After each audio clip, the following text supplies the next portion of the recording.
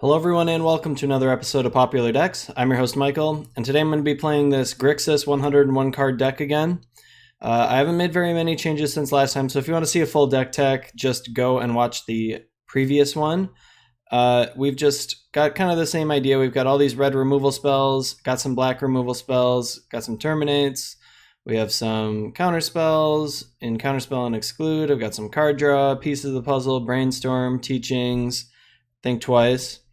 And then I've got a couple interesting targets. We've got a Whispers of the Muse, Capsize, Crypt Incursion, or some nice teachings targets, depending on what you need. Then I've got a couple sweepers in Evan-Card Justice and Swirling Sandstorm. The only change I made to the deck was adding a Shattering Pulse to the sideboard. Otherwise, it's all the same stuff. I've got 8 Blasts, I've got some Duresses, Dispels, and Electrickeries.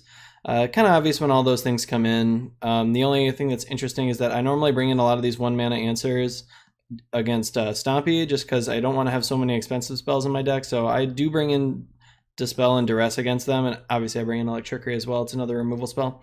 So that's about it for the deck. The deck's been performing really well for me. I've had some issues with affinity, so I added the Shattering Pulse. I didn't think I would, since the blue-black deck was having no trouble at all with affinity, but I was having some problems. So I do have one Shattering Pulse for that, and then otherwise, I've been doing pretty well. I've been playing against a lot of Stompy, which is obviously not an amazing matchup for the deck, but I am winning 66. Like, I don't know, I won about 2/3 of my matches against them, but still, if you play against Stompy twice in the league and you go 1-1 against it, you don't get a 5-0. So hopefully we don't run into too much Stompy, and hopefully we run into a lot of white decks and then blue decks.